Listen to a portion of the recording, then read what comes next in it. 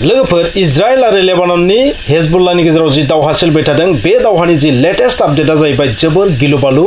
मा बियो थामथि मुलुग दावहानि जि साइरेन बेखौ स्टार्ट खालामबाय नामा बेबो साननो गोनां जानानै फैदों माने खौराङा ओरैबायदि इजराइलि डिफेन्स फर्सआ डेट मिन्स इजराइलनि जि आर्मि बे आर्मिफोरा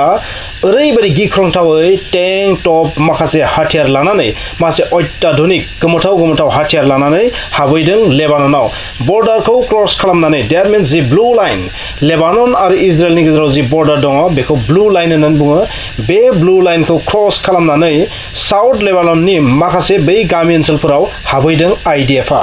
आरो आइडिएफआ हाबनानै बेवहाय ग्राउन्ड अपारेशनखौ स्टार्ट खालामदों माने बुंखादोंमोन बिसोरनि सायाव ग्राउन्ड अपारेशन खालामगोन गिबियावनो प्रिएम्पटिभ स्ट्राइक खालामदोंमोन बिनि उनाव एयार स्ट्राइक खालामनानै बिसोरनि माखासे टप कमान्डार्सफोरखौ बुथारनानै फोजोबस्रांनानै दुर्बल खालामबाय हेजबुल्लाहखौ आरो दुर्बल खालामखांनानै जि माखासे सुरं दङ बांकार दङ हा सिङाव बैफोरखौ डेस्ट्रय खालामनो थाखाय डेट मिन्स मा फुल्लि माने सेनिटाइज खालामनो थाखाय बेवहाय ग्राउन्ड अपारेशन खालामनो थाखाय आइडिएफआ हाबफैबाय आरो बेवहाय मोनसे कमान्डो डिभिजनखौ दैथायहरनाय जादों जाय कमान्डो डिभिजना हामासखौ फोजोबस्रांदोंमोन गाजा स्ट्रिपाव आरो बे जि गाजा पार्टी गाजा स्ट्रिपाव जाय कमान्डो डिभिजनाव थांदोंमोन बिसोर जाबाय 98 डिभिजन आइडिएफनि मोनसे कमान्डो ब्रिगेड बिसोरो 98 डिभिजन बिसोर जोबोर सक्सेसफुली हामासखौ फोजोबस्रांदों गाजा पार्टीयाव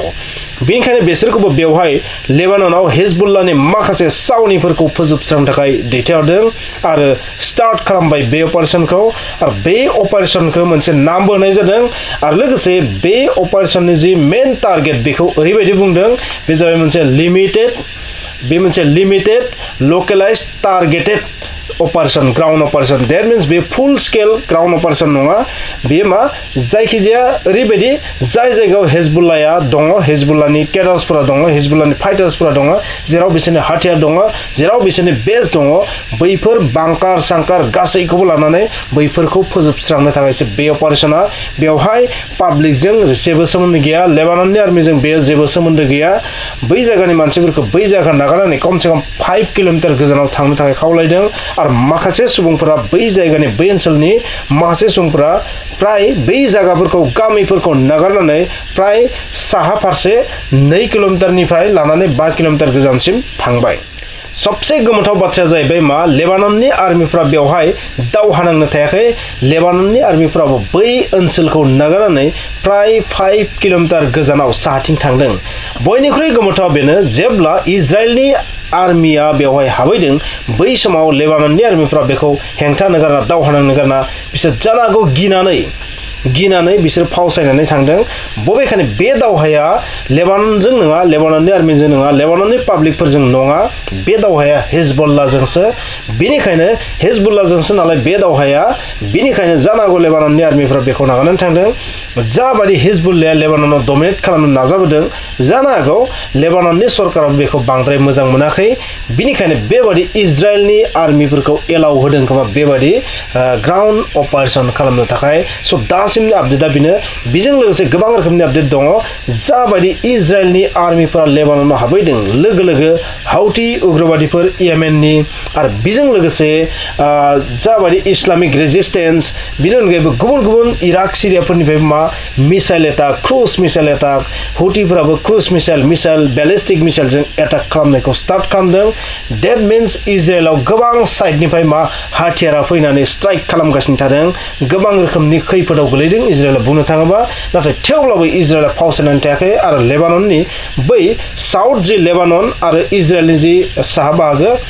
बै ओनसोलखौ मा कमप्लिटलि हेजबुल्लाहनि जि डमिनेन्स बेनिफ्राय गैया खालामनो नागिरदों मोनसे दैमा दङ लेबाननाव बे दैमानि मुङा जाबाय लिटानि दैमा आरो बै लिटानि दैमाखौ बार होनानै हेजबुल्लाहखौ होखारनो नागिरदों मानोना बे दैमाखौ जुदि बारनानै थांनो हायोबा हेजबुल्लाहनि मोनबो रकेटआ मोनबो सेला मर्टार सेलानो जा गुबुन रोखोमनि बै हाथियारफोरा इजराइलाव गोग्लैफैनाय नङा जेब्लासिम बिसोरखौ बै जायगासिम नारहरनो हाया अब्लासिम बे दावहाया सोलिबाय थागोन ग्राउन्ड अपारेशना सोलिबाय थागोन बे जाबाय इजराइलनि बुंनाय लोगोफोर दैट मीन्स हेजबुल्लाहखौ ओरैबायदि गोजानाव नारखारहरगोन दैमाखौ बारनानै लिटानि दैमाखौ बारनानै जायनिफ्राय रकेट लॉन्च खालामोबाबो बेयो इजराइलाव जेन गोलैफैया अब्ला बै साहा इजराइलनिफ्राय जेसेबां मानसिफोरा जागा नागारनानै थांदों बहुत हाजार मानसिया बै जायगायाव नागारनानै थांदों बै मानसिफोरखौ बै जायगासिम लाबोफिननो हायागौमानि बे दावहाया सोलिबाय थागोन बेबायदि बुंदों इजराइला स' इजराइलनि जि मेन टारगेट बे जाबाय मोनसे बाफार जन क्रिएट खालामनाय लेबानननि सा बाहागोआव मोनसे लेबानननि सा बाहागो नङा लेबानननि खोला बाहागोआव मोनसे जाय इजराइलनि बर्डाराव दङ बै बर्डार ओनसोलाव मोनसे बाफार जन क्रिएट खालामनो नागिरदों आइडिएफआ बा इजराइल बेनि थाखायनो बे ग्राउन्ड अपारेशना स्टार्ट जादों आरो लोगो लोगो गुबुन गुबुन माखासे इस्लामिक जायखौ जोङो टेररिस्ट होनना बुङो नाथाय माखासे हादरफोरा बिसोरखौ टेररिस्ट बुङा जोंनि इन्डियाबो टेररिस्ट बुङा गोसोआव लाखि जोंनि भारतआ हेजबुल्लाहखौबो टेररिस्ट ग्रुप हिसाबै गनायाखै दिनैसिम हाउथिखौबो हामासखौबो बा बेबायदि गुबुन गुबुन रोखोमनि माखासे बेबायदि हाथियार लाग्रा मिलिशिया होनना बुङो जायखौ बै मिलिशियाफोरखौ इन्डिया दिनैसिम उग्रबादि बा टेररिस्ट होनना गनायाखै नाथाय इजराइलनि नोजोराव बिसोर टेररिस्ट इउनाइटेड नेशन्स अर्गेनाइजेसनाबो बिसोरखौ दासिम टेररिस्ट होनना गनायाखै डेट मिन्स बाथ्राया ओरैबायदि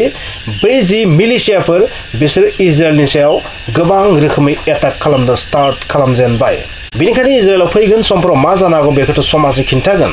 बे समजों लोगोसे मा सेन्स नुगोन बेखौथ' जों मिथिया नाथाय इजराइला मोनसे थांखि लादों जे लासै लासै गासैबो गावसोरनि सुथुरखौ फोजोबस्रांगोन डेट मिन्स लोगोफोर ग्राउन्ड अपारेशना स्टार्ट जाबाय बेनि ओंथिया जाबाय थारैनो मोनसे दावहा गिख्रंथाव दावहानि मोनसे फ्रन्टआ गिख्रंथाव दावहानि मोनसे फ्रन्टआ गेवबाय होनना नोंथांमोना साननानै लानो हागौ मानोना इजराइला जुदि हेजबुल्लाहनि सायाव एटाक खालामबा थारैनो इराना गावसोरनि प्रक्सिनि थ्रुयै इजराइलनि सायावथ' गिख्रंथाव एटाकखौ खालामखागोन बे बाथ्रायाबो रोखा स' ट्रिपल एइच हाउथि हामास आरो हेजबुल्लाह बे मोनथामा गासैबो प्रक्सि इराननि प्रक्सि बै इराननि जि सिया संगठन प्रक्सिफोर बिसोरो इजराइलखौ माबायदि फोजोबस्रांनो हायो बेखौनो नाजागासिनो थादों आरो इरानखौबो हुमखि होदों इरानखौ कार्स होननानै बुंदों बेन्जामिन नेतान्याहु बिथाङा नोंथांमोना नुदों थारैनो इउनाइटेड नेशन्स अर्गेनाइजेसन जेनेरेल एसेम्ब्लियाव जाबायदि लेक्सार होदों कार्स होनना बुंदों माखौ कार्स होनदों इरानखौ बुंदों इराकखौ बुंदों सिरियाखौ होनदों लोगोसे बेवहाय लेबाननखौबो प्लास खालामफादों खारन लेबाननाव हेजबुल्लाह दङ नालाय आरो लोगोसे येमेननि जाय पार्टआव हाउथिया डमिनेट खालामो बैखिनि ओनसोलखौ बेवहाय लाबोफादों नाथाय जोंनि भारतखौ मा होनना बुंदों ब्लेसिं होननानै बुंदों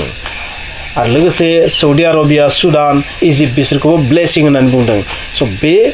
आरो लोगोसे इउनाइटेड आरब एमिरेट्स बेखौबो ब्लेसिं होननानै बुंदों